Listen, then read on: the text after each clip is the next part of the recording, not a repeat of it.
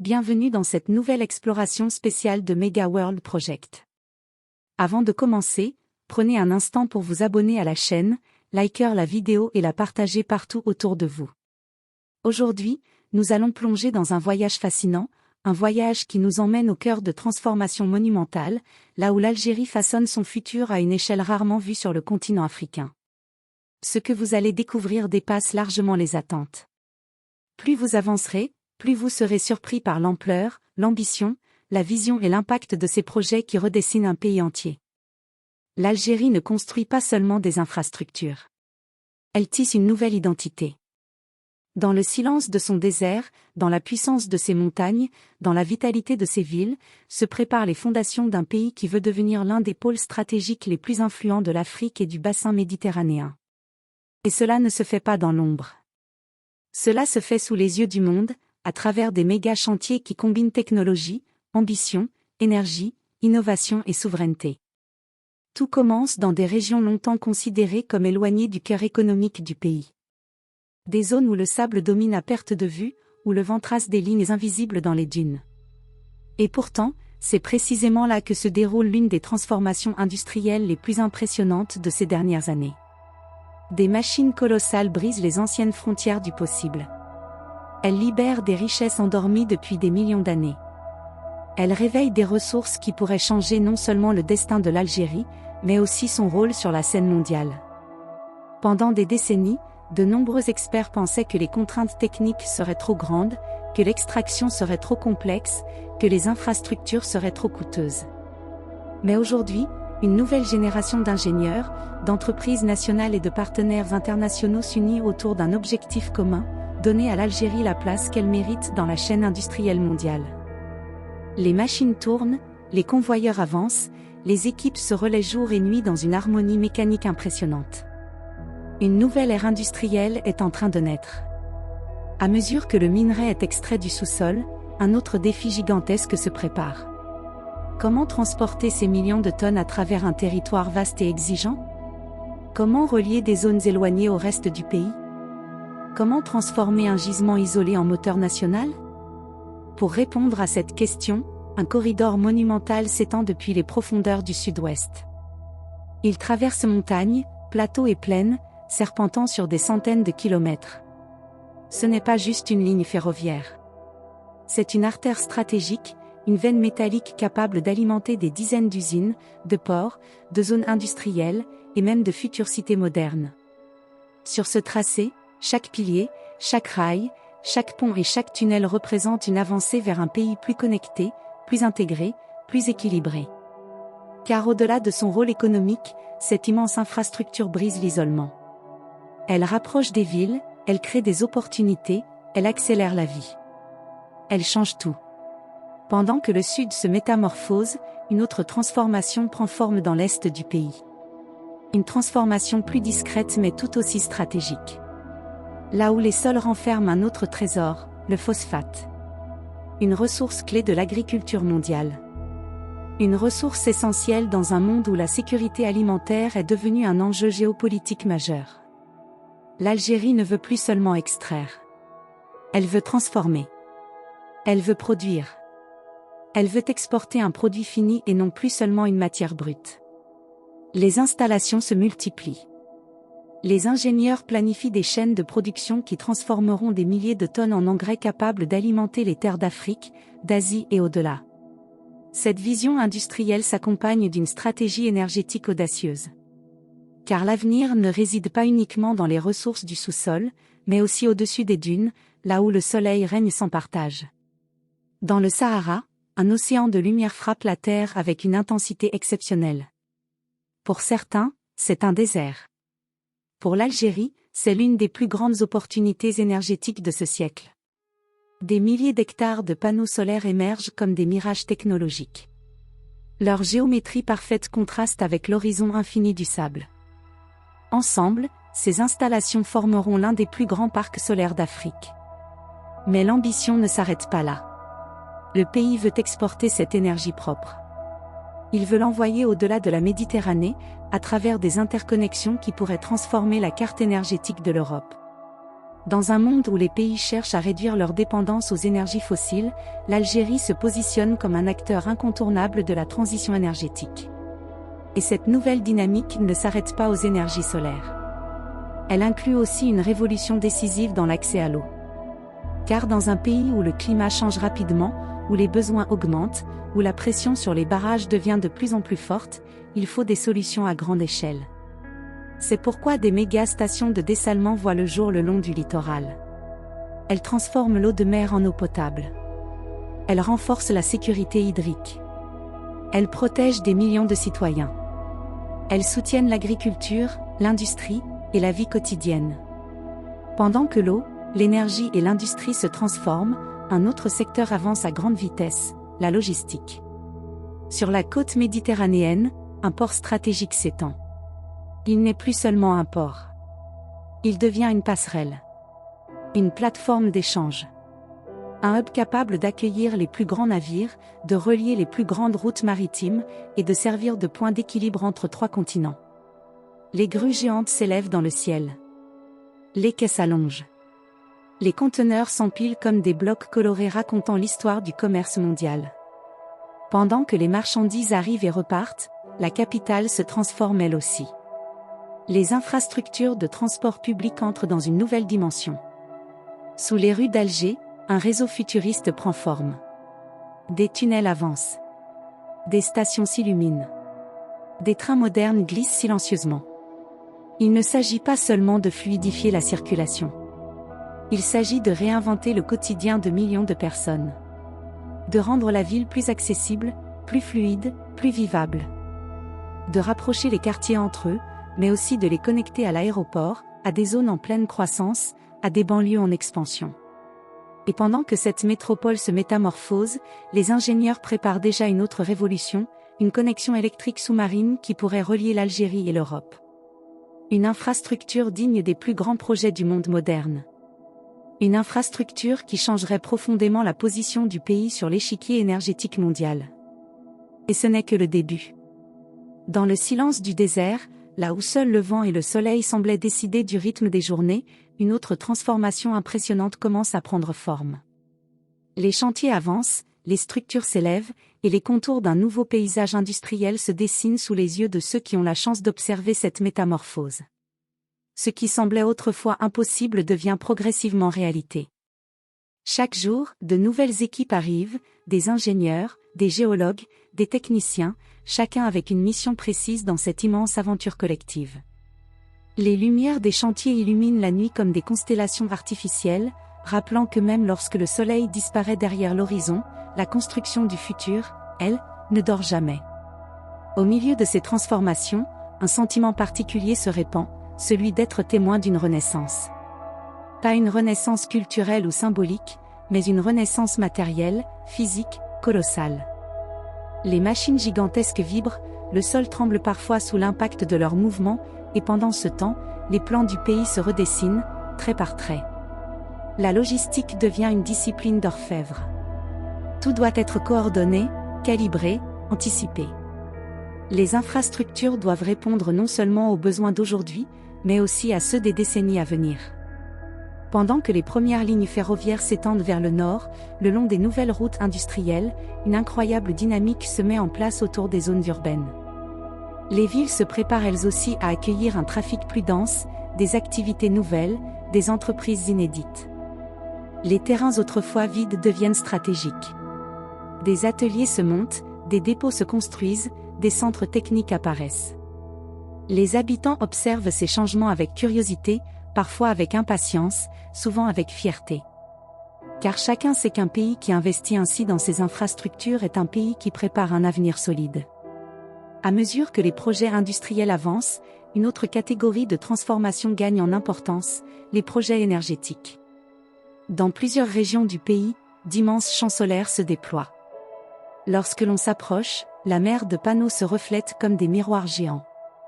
Le soleil, au lieu de simplement frapper le désert de chaleur, est capturé, transformé, envoyé dans des réseaux capables de fournir une énergie propre et stable.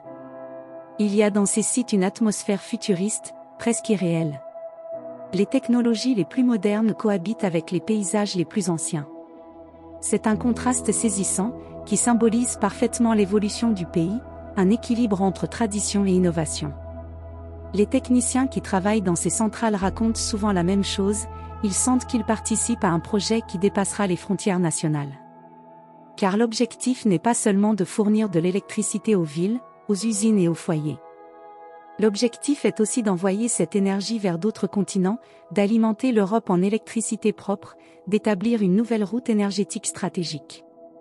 Cela exige une précision technologique extrême. Cela exige des études, des tests, des simulations, des négociations. Mais chaque étape franchie rapproche un peu plus le pays de cette ambition. Pendant ce temps, dans les régions côtières, un autre type de chantier se déroule, moins visible mais tout aussi essentiel. Dans des bâtiments immenses, des machines transforment l'eau de mer en eau potable. Ce processus, qui peut sembler simple lorsqu'on le décrit, est en réalité l'un des plus grands défis techniques du monde moderne. Il s'agit de répondre à la soif de millions de personnes, d'assurer une continuité hydrique même lorsque les pluies se font rares, même lorsque les barrages baissent. Les usines de dessalement se multiplient, chacune plus performante que la précédente. Elles fonctionnent jour et nuit, alimentant les réseaux urbains, sécurisant l'avenir d'un pays où la moindre goutte d'eau compte. Dans ces régions, le paysage change. De nouvelles routes s'ouvrent vers les stations. Des pipelines souterrains se déploient. Des zones d'habitation voient le jour autour des nouvelles installations. Cette dynamique crée de l'emploi, de la formation, des opportunités. Elle stimule les économies locales et renforce la confiance des populations dans les investissements nationaux. À Alger, pendant ce temps, la capitale continue de se transformer. Les habitants assistent à des scènes qu'ils n'auraient jamais imaginées il y a quelques années à peine. Des tunnels avancent sous les grandes avenues. Des stations apparaissent comme des cathédrales technologiques sous la terre. Les ingénieurs surveillent chaque mètre creusé, car la géologie de la capitale exige une vigilance constante. Ce n'est pas seulement un métro que l'on construit. C'est une colonne vertébrale urbaine, une nouvelle manière de vivre la ville, une solution moderne à un problème ancien, les embouteillages interminables. Lorsque les premiers trains circuleront sur ces nouvelles lignes, ils offriront plus qu'un moyen de transport. Ils offriront du temps. Ils offriront du confort. Ils offriront une nouvelle expérience à des millions de voyageurs. Les familles pourront aller à l'aéroport sans stress. Les travailleurs pourront traverser la ville plus facilement. Les étudiants pourront se rendre dans d'autres quartiers sans perdre des heures. Et chaque minute gagnée sera un pas de plus vers une ville plus fluide, plus vivable. Le développement ne s'arrête pas là. Dans les zones industrielles, d'immenses raffineries prennent forme. Elles sont pensées pour être plus modernes, plus efficaces, plus propres. Elles permettront de réduire la dépendance aux importations de carburant, un enjeu crucial pour l'équilibre économique du pays. Elles renforceront la souveraineté énergétique, un élément essentiel dans un monde où la géopolitique de l'énergie évolue chaque jour. D'autres installations pétrochimiques apparaissent également, prêtes à produire des matériaux essentiels pour des dizaines d'industries. Plastique, solvants, produits raffinés, tous ces éléments participent à la construction d'un tissu industriel complet, cohérent, performant. Chaque usine est un monde en soi, un univers rempli de tuyaux, de chambres de réaction, de valves, de moteurs.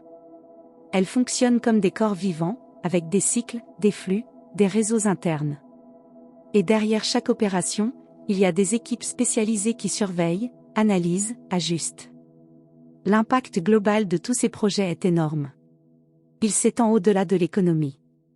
Il touche la société, la formation, la jeunesse, l'innovation, la recherche. Il ouvre la voie à un pays plus autonome, plus ouvert, plus compétitif. Et surtout, il place l'Algérie sur la carte des grands projets mondiaux. Mais ce que vous avez vu jusqu'ici n'est qu'une petite partie de cette histoire. Car des dizaines d'autres projets, encore plus gigantesques, se préparent. Alors que les premiers chantiers prennent de l'ampleur et que les infrastructures commencent à s'enraciner dans le paysage, une nouvelle dynamique se forme dans les régions du pays, une dynamique qui bouleverse les habitudes, transforme les territoires et étire les lignes de l'horizon. Dans les villages entourant les zones industrielles naissantes, de nouveaux commerces ouvrent, de nouvelles routes se tracent, de nouveaux espoirs émergent. Les habitants témoignent de l'effervescence ambiante, de l'arrivée de travailleurs venus de toutes les régions, de l'ambition palpable qui flotte dans l'air. L'Algérie est en mouvement, dans tous les sens du terme. Les ingénieurs surveillent l'avancement des travaux depuis des postes de contrôle équipés des technologies les plus avancées. Des écrans gigantesques montrent en temps réel la progression des tunnels, la profondeur atteinte par les foreuses, la température des moteurs, la résistance des matériaux, la densité du sol. Cet environnement ressemble parfois davantage à un centre de commande spatial qu'à un chantier terrestre. La précision est telle qu'aucun détail ne peut être laissé au hasard. Les paramètres doivent être ajustés minutieusement, car c'est ainsi que l'on construit des infrastructures capables de durer des décennies, voire des siècles. Dans les déserts du Sud, de nouvelles routes surgissent comme des lignes dessinées à la règle. Elles traversent des étendues où seules les caravanes et les nomades passaient autrefois. Maintenant, ce sont des camions transportant des matériaux, des équipements, des turbines, des structures métalliques. Ces routes deviennent les artères vitales d'une nation en pleine transformation. Elles relient l'extraction à la transformation à la distribution, et la distribution à l'exportation. À travers ces flux, c'est tout un écosystème national qui se renforce. Plus au nord, dans les zones urbaines en pleine expansion, l'un des plus grands défis consiste à adapter les infrastructures existantes à la modernisation rapide en cours. Les anciennes routes sont réhabilitées, les carrefours sont réaménagés, les trémies s'allongent, les ponts s'élargissent. Les villes deviennent des chantiers vivants, en constante évolution. Les habitants se familiarisent avec les déviations temporaires, les blocs de béton, les grues qui tournent lentement au-dessus de leur tête. Ils savent que ces désagréments passagers permettront d'obtenir des villes plus fluides, plus intelligentes, plus adaptées aux besoins des décennies à venir. Dans les régions portuaires, une effervescence particulière règne. Les travaux d'agrandissement des ports attirent l'attention du monde maritime. Les compagnies de transport observent de près l'évolution de ces infrastructures stratégiques. Elles voient en l'Algérie une future plateforme incontournable dans le commerce méditerranéen. Les quais s'allongent, les bassins s'approfondissent, les zones de stockage s'étendent. Les grues télécommandées ouvrent et referment leurs bras métalliques avec la précision d'un horloger. Chaque conteneur est déplacé avec une synchronisation impressionnante. C'est une chorégraphie industrielle parfaitement orchestrée. Dans les salles de réunion des autorités portuaires, les ingénieurs travaillent sur des simulateurs qui reproduisent les mouvements des navires géants. Ils calculent les distances d'approche, les vents dominants, les marées, la profondeur minimale de navigation. Rien n'est laissé au hasard, car un port moderne doit être à la fois rapide, flexible, sécurisé et connecté. Les projets d'intégration numérique se multiplient, systèmes de tracking, gestion automatisée des flux, plateformes logistiques intelligentes. L'objectif est clair, faire de ces ports des hubs régionaux capables de rivaliser avec les géants méditerranéens. Pendant ce temps, l'intérieur du pays n'est pas en reste. Dans des vallées autrefois calmes, des installations énergétiques de nouvelle génération prennent vie. Les stations électriques, les transformateurs géants, les lignes à haute tension s'élèvent comme des sculptures métalliques.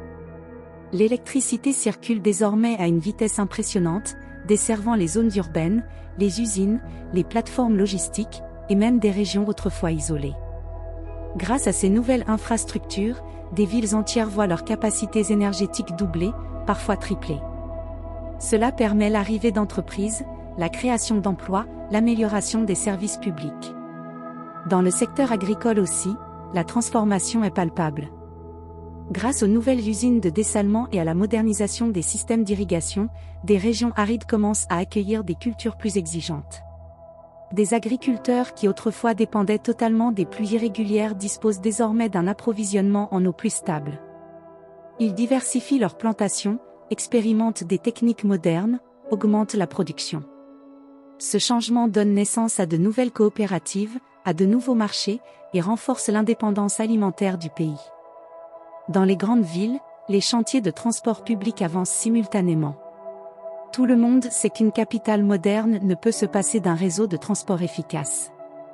Les tunnels souterrains s'allongent, les stations se construisent avec des matériaux contemporains, le métal et le verre dominent, donnant aux nouvelles infrastructures un aspect futuriste. Les architectes utilisent des technologies 3D, des simulations d'affluence, et des modèles numériques pour imaginer la meilleure configuration possible.